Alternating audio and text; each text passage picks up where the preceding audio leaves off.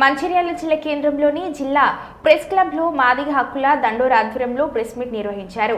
ఈ సందర్భంగా రాష్ట్ర ఉపాధ్యక్షులు గంగారపు రమేష్ మాట్లాడారు. గంగారపు రమేష్ నా పేరు. మాదిగ హక్కుల దండోరా రాష్ట్ర ఉపాధ్యక్షుడిని. మంచిర్యాల జిల్లాలో ప్రెస్ మీట్ పెడుతున్నాను. ఆర్ఐ తిరుపతి జయపూరు ఆయన అక్రమాలకు పాల్పడుతున్నాడు. కొందరి పట్ట బుక్కులున్నా అగున్నా ఎగున్నా వాళ్ళకు న్యాయం చేస్తలేడు. పేపర్లు లేక బుక్కులు లేక ఏం లేక వాళ్ళకు డబ్బులు తీసుకొని వాళ్ళకు సపోర్ట్ చేసి వీళ్ళను డమ్మి చేసి వీళ్ళని బెదిరించుడు చేసుడు జరుగుతుంది. ఆర్ఐ తిరుపతి ఈయన మీద కలెక్టర్ కానీ ఎంఆర్ఓ కానీ ఇమ్మీడియట్గా యాక్షన్ తీసుకోవాలని మాదిగ హక్కుల దండోరా నుండి నేను డిమాండ్ చేస్తున్నాను.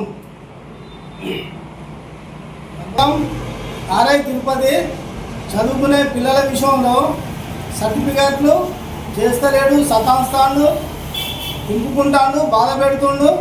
ఆ పిల్లలు బాగా బాధపడుతుండు చేస్తుండు.